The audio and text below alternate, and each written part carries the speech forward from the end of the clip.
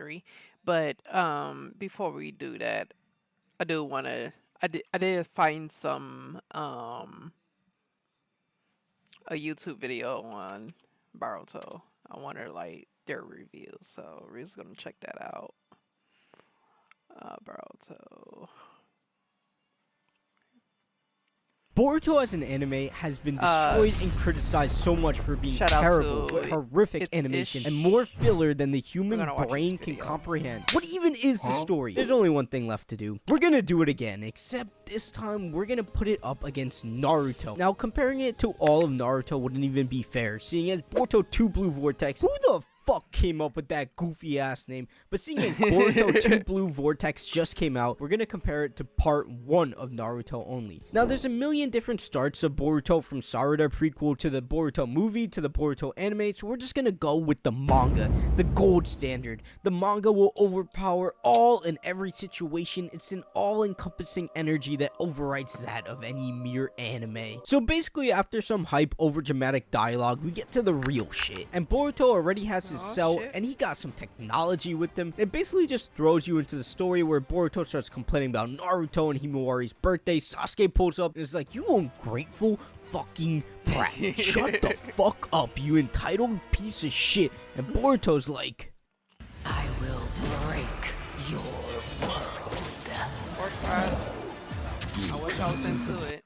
"Oh my god, train me!" See, we all remember how Naruto Part 1 started, with Naruto failing to pass the test, stealing the scroll, saving Iruka, pulling up with 1,000 clones. It took time to fully show you that this is Naruto. This is what he stands for, this is what he's good at. Whereas Boruto starts off wanting to show you as many characters from Naruto, and not characterizing the new characters in any capacity. At the end of the first chapter of Naruto, you don't fully understand the world, but you at least have a pretty good understanding of Naruto himself. And also, the way they get the cell together, and Naruto will building up Kakashi to being the sensei with a huge stick up his ass that fails everyone, and then Kakashi just toys with them, but it all leads up to a message that's worthwhile when he eventually passes him. Boruto took no time to do that whatsoever. You get basically no entry time with this older Konohamaru, Sarada, who's Sasuke's daughter, Mitsuki, who's Orochimaru's son, or even Boruto himself. It just feels awkward. In chapter 2, he already learned a Rasengan. Naruto didn't learn that shit until 100 chapters into the manga, and Boruto can throw it and it'll disappear and come back. And then we also get Sasuke fighting Kinshiki.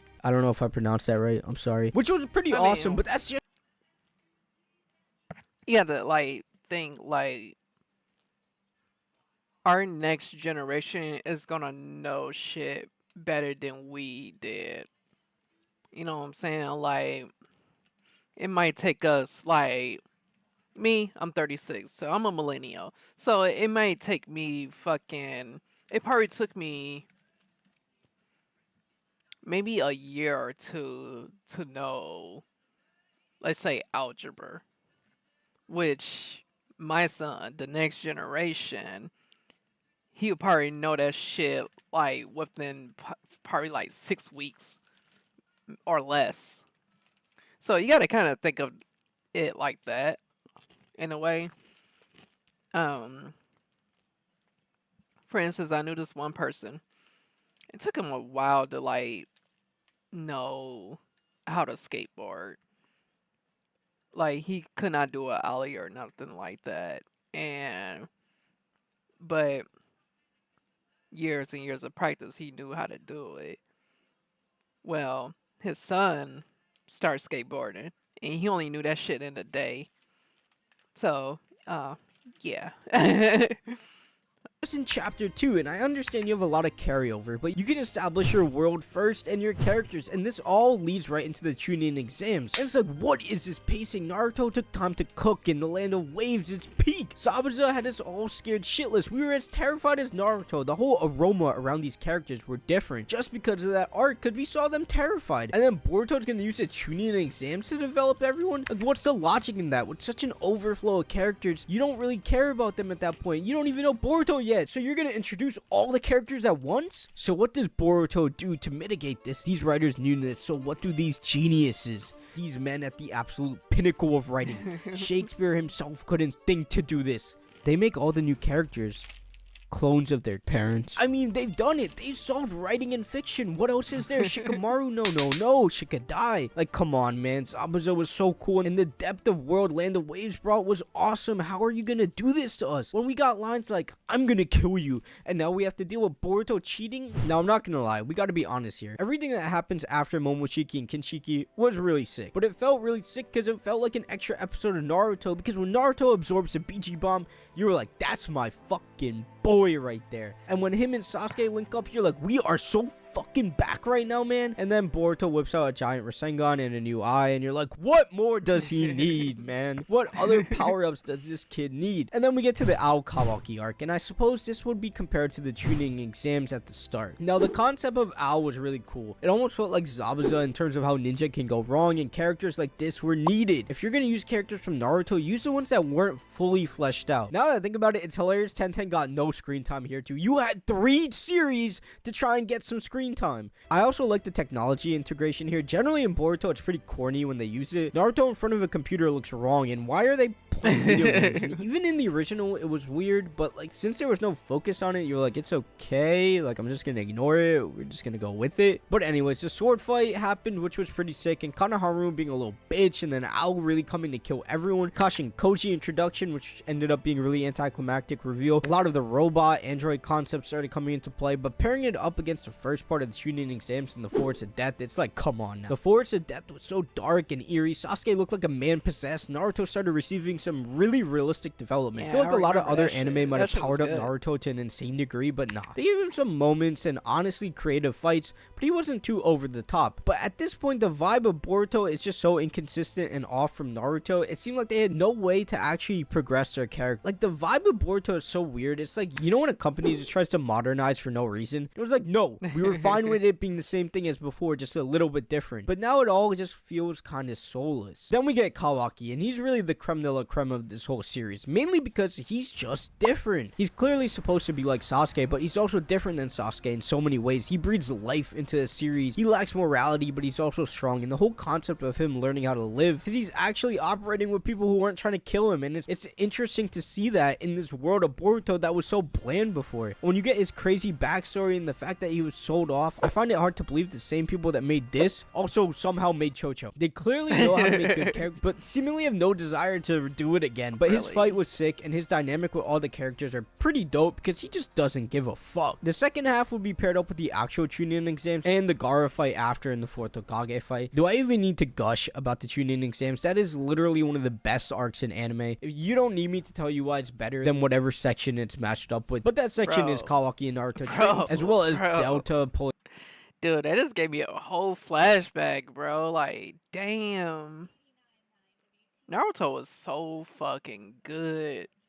Like, heavily. Dude, I remember coming into school with the fucking Naruto headband. Everybody just dropped their fucking panties. Like, oh my god. Bro. I was such a nerd, but everybody fucking loved it. Even like the fucking cool kids. They like the jocks, they was all there, and we was like, they was all in the hallway. I remember I fucking came home because it was already after school. I already went home. I got my Naruto headband, put that bitch on, walked back to school because it was a after school special.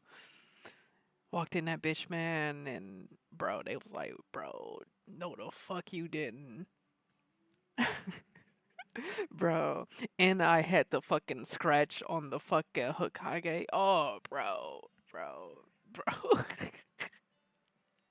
Dude, that shit was so fucking fire, bro. I just walked in that bitch like, bro, it was just chills.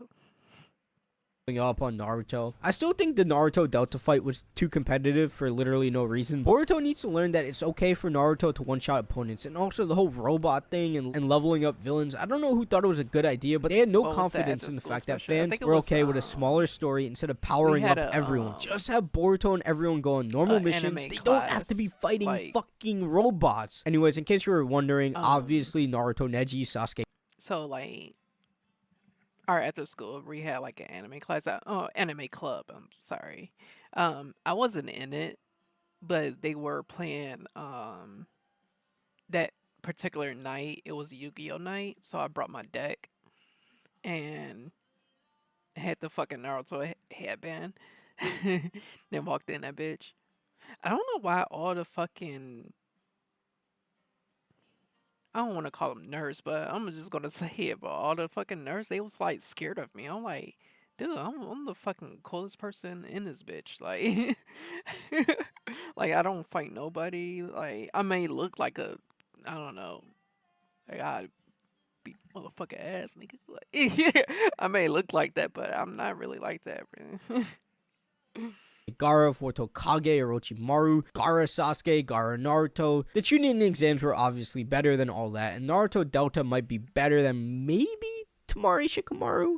Keyword maybe? And if you think Naruto is better than Boruto, why don't you leave a like at this point and let's get back into the comparison. Get to the Tsunade arc, and then Jigen, Ishiki, Naruto captured, Baro, all that. So this is probably the most connected part of Boruto, and some people view getting Tsunade as the weakest part of part 1 of Naruto, but I think a lot of people forget about Itachi and Guy in the beginning of the arc, and also the fact that Sasuke got told to fuck off so fast, and Naruto also learned the Rasengan here as well as all the other stuff. But Tsunade and Naruto's relationship is actually so cool, especially when you figure out it's because her boyfriend and brother died. That is actually something really weird to call cool. Limu, I drive. You help people customize and save with Liberty Mutual. New users can now get NFL Sunday Ticket for 8 payments of only $34.50 per month. Oh, thank you. To watch every game every Sunday all in one place. Really? With NFL Sunday For Ticket and $35? YouTube TV. My bad. But Naruto working to prove her wrong and not learning bad, all these actually. You really unconventional think ways about was it. really sick. And then Itachi's second time in the series showing off these. I'm sorry, I'm going on this damn rant, but like for real, like that's kind of a good thing because like $35. I bet that's for like probably like 6 months or some shit like that. But because you paying what, what's out there? Peacock, ESPN, and what's CBS? What is their shit? Paramount. And I think that's it. Yeah. So you got ESPN, Paramount, and Peacock. And last time I checked, in 2025, fucking Peacock is like close to $20. That's just like $18. So is Paramount. I'm sorry, I gotta do the math here. I apologize. Going on this tangent, but okay. I think it's $18 plus another $18 plus what I say, ESPN. Last time I checked ESPN, they got a fucking bundle for like $30, and you get Hulu and Disney Plus. So I'm gonna say 30, cause you might as well just get that. Dude, that's $66. And not only that, fucking what, YouTube TV, cause you gotta watch Fox as well. Black flames, it seemed really badass, and as you can see, this is how Naruto's adding more to its world, because the Chunin exams close a lot of loops, and with this section you really learn about the Akatsuki as well as Orochimaru's motivation, all the while introducing Tsunade and helping Naruto grow as a character and pushing Sasuke closer to the edge. And it's probably one of my favorite moments in all of Naruto when he gets stabbed by Kabuto and he pulls off the Rasengan. So many times in anime when characters pull off a move for the first time, you're like, that is so hype, but nah man, this shit was so hype. Like, Jesus Christ. Especially when he passed out after. And that's what got Tsunade out of her rut. And the three-way deadlock was so sick. But alright, on to Boruto, man. So this section is, of course, hype. But no one wants to see Naruto and Sasuke lose to some villain we barely know. Like, man, they didn't even stand a chance in that fight. Like, why would you write it in that way? Yes, the scenes were sick. It was cinematic. But come on, man. They literally had to run away. And I'm fine with Naruto and Sasuke not being the strongest. Truly, I am. But I also don't want them losing to some bullshit villain like Jigen. Some personality, even if his personality is having no personality, would have been better. Some more screen time. The Kawaki backstory was not enough. Not enough for him to be putting the clamps on Naruto, literally. And the Boruto section was honestly pretty cool. Sarada has the Chidori, yeah, because character development. Nah, but seriously, like, I understand it's a monthly, the pace moves differently, but that moment would have been way better if we got a little bit more on that. But overall, it was cool. And then we get Boroshiki, who I actually think is a really awesome addition. Seeing Boruto, if you're gonna make Boruto be overpowered, making him overpowered in this whole zombie mode is pretty cool. And then, of course, they get Naruto back after he was captured, yada yada yada. This is all wrapped up with Ishiki coming back in Baryon mode and Rinne gone.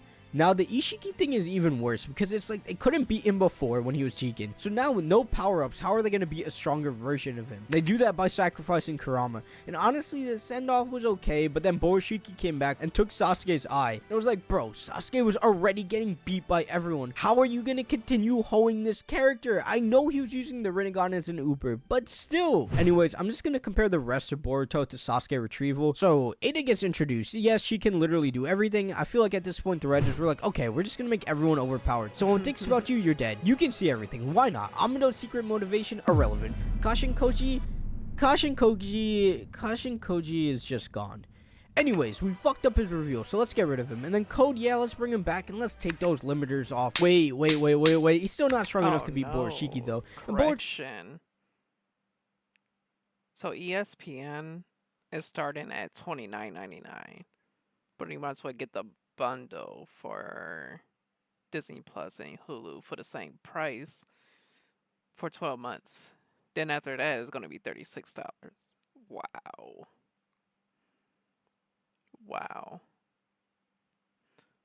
I had to do a correction. So, like, you're looking at $55 in total. That's fucking crazy. So let's put him on drugs and then have Kawaki kill him. Wait, he's back. Let's just have Naruto and Shikamaru stand there on this battlefield. Wait, we gotta do something else. Let's have Code raise an army of 10-tailed soldiers because everyone loved it so much the first time. Hold on. This is the key piece. This is gonna be great. They're gonna love this. We're gonna switch in everyone's mind so that Kawaki is Boruto and Boruto is Kawaki. You need it again? Kawaki is Boruto and Boruto is Kawaki. Why? Because of Ada. That's it.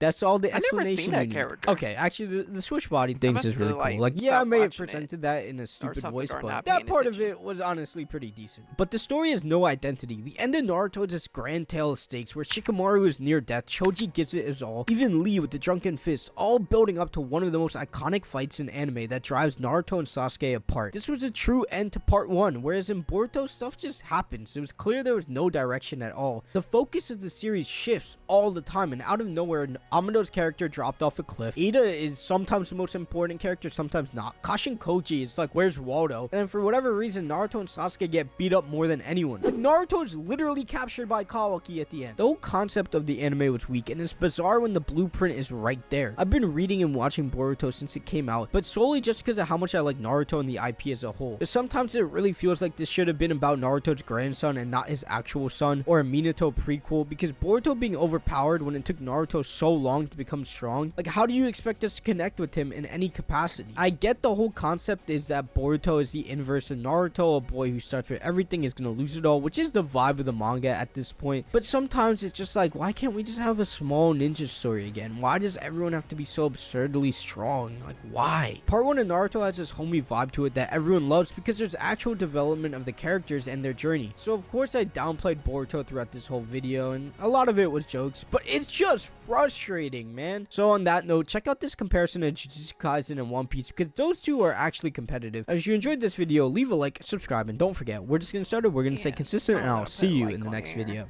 I like that video. It should be one more that I was looking at. Okay, most hated.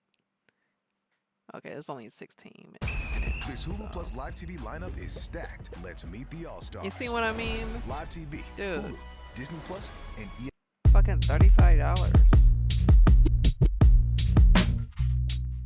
Naruto is one of the most well-known and beloved anime that curated a whole generation of anime fans. It was the bridge that allowed many people to cross the gap from being a normal functioning human being to a zero-grass touching otaku. I am one of those said people. Naruto has a soft spot in my heart. It is extremely nostalgic not just to me, but for a plethora of anime fans. And once the Naruto series was nearing its end, Shonen Jump had to step in. They could not allow one of their cash cows to end right then and there. Kishimoto was pretty much held hostage by Shonen Jump and forced to sign a contractual obligation for them to use Naruto's IP to make a sequel, which was how Boruto was ultimately made. I know the title of this video says that Boruto is the most hated anime/manga sequel ever, but that's more clickbait than anything. Although there is some truth to it, I believe it is more polarizing and controversial. There is a clear divide within the Naruto fanbase on what they think of Boruto. One side very much dislikes Boruto, thinking it is inferior in every way to its predecessor and should have never been made. The other side very much enjoys Boruto, clickbait than anything. Although there is some truth to it, I believe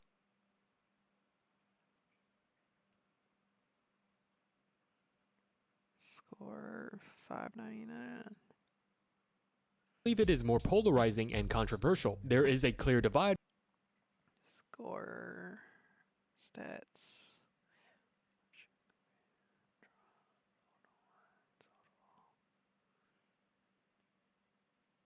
I don't get what these numbers are.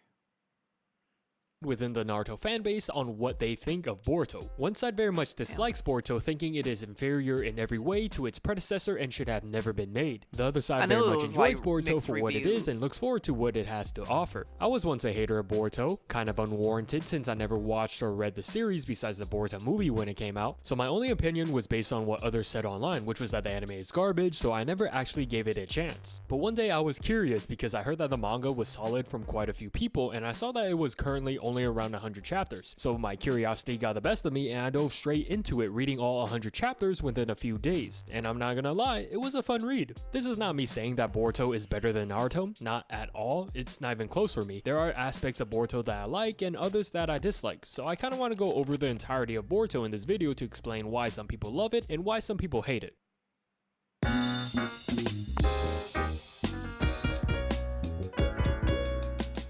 So with Boruto, the premise and story basically is about following the next generation of kids coming from Naruto, and within the timeline the series takes place in is around 15 years into the future after the 4th Great Ninja War arc, where a lot of foreshadowing and detail is given in order to explain the plot of Boruto, like who is Kaguya, what is her background, where did she come from, why is the Ten Tails so important to her, what is her significance to the history of the Naruto world. And to give you guys a better insight on why certain events are occurring in Boruto, I have to first give you a rundown on how everything came to be. So here's a quick history lesson of the Naruto universe and how it all began.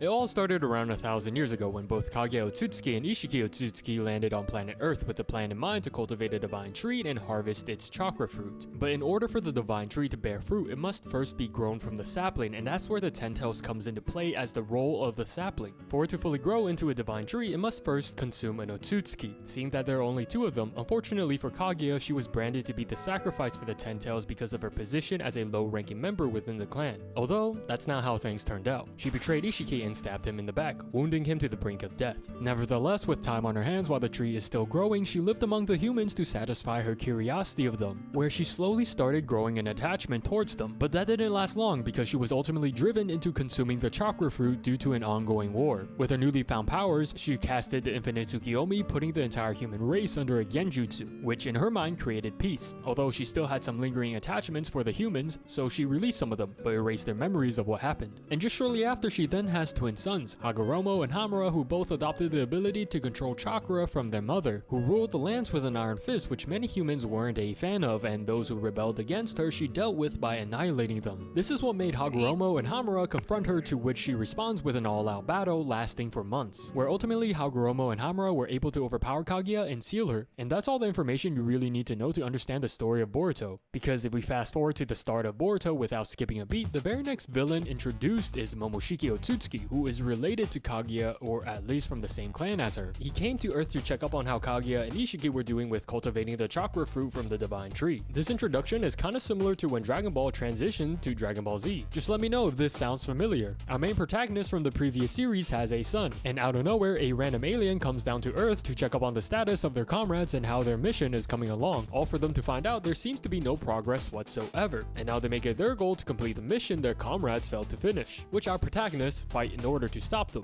The son also plays a pivotal role in defeating this new enemy. Although I'm making this comparison between these two sequels, only one of them is revered as an amazing plot twist. You guys have to understand that no one at the time saw this coming, even within the Dragon Ball fanbase. Akira Toriyama just dropped a surprise bomb out of nowhere with zero foreshadowing. Dragon Ball was basically a gag series. It follows a silly kid with a monkey tail that knows martial arts and likes to fight. Boruto feels like it tried to emulate what Dragon Ball Z did, but missed the mark completely. Granted, the series is still ongoing, so there's still time for the story to marinate and develop even further. But as a fan of Naruto, I like the groundedness of the Naruto world, where it was just ninjas with cool powers running around doing ranked missions. Now it's the entire ninja world battling against extraterrestrial beings. The scale of the world is heading towards astronomical levels. This goes into why I feel a lot of fans hate Boruto. I feel confident when I say this in that Naruto fans were not very fond of Kaguya coming in as the last villain. A lot of them felt that it should have ended with Madara. He was the overall better antagonist, well written with an amazing backstory, great presence and personality, and he was foreshadowed basically since the beginning. All for the writing to peace out on him at the very last second, revealing a Randy Orton level of a plot twist saying that it was Black Zetsu behind all of this since the dawn of time. And guess what? Kaguya was the one who created Black Zetsu, so it was actually her that plotted this all along. Like I said, not a lot of people like this portion of Naruto, so when the majority of the story in Boruto focuses solely on the Otsutsukis, it felt a little questionable. Not because it was the wrong thing to do, obviously they needed to flesh out what they recently introduced in Shippuden, but it's because it was one of Shippuden's lowlights. And it also doesn't help that the manga is a monthly release, pretty much making the plot progress very slowly, if at all. When the first Boruto movie came out, I had a certain perception of where they were taking the story, how they were probably going to focus on the transition from being a traditional ninja towards a more technological one, but I never thought scientific ninja tools were going to be used as body augmentations. I more so thought they were going to be tangible items. And this all started with the introduction to Kawaki, first by revealing more and more about the secret organization he was a part of. We find out the name of this organization is Kara, and that they're led by none other than Ishiki Otsutsuki, who is currently under the alias known as Jigen, or rather that's the name of the vessel that currently holds Ishiki. And the reason for this is because Ishiki needs a host to revive himself in after almost dying to Kaguya, but Jigen isn't a perfect vessel. If Ishiki revived in Jigen's body, then he would die in a couple of days because the body won't be able to handle the amount of chakra he possesses. That's where Kawaki comes in as the perfect match, being able to handle Ishiki's karma. And a karma is an Otsutsuki's biological data that can be compressed into a seal onto any compatible vessel. It's pretty much an extremely large file that downloads very slowly, and when it hits 100%, the Otsutsuki who planted the karma is able to revive and take over whoever they planted their karma in. Is he just Ishiki did talking this to about many individuals trying to find a suitable vessel, but the majority of them perished besides two of them, one being Kawaki and the other being Code. But he had a white karma, making him an unsuitable vessel for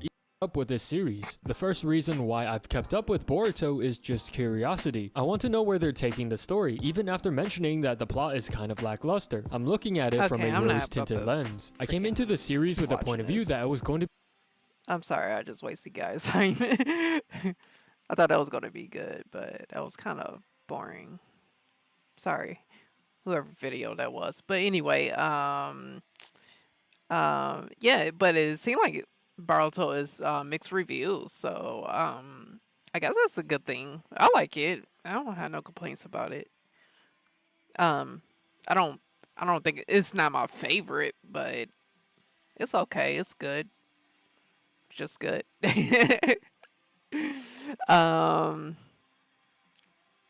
But yeah, I guess I'll see you guys later. No. No. No. We're gonna play Diablo 3. Hopefully get through this. I'm gonna turn this damn light down because this shit is like blinding my fucking eye.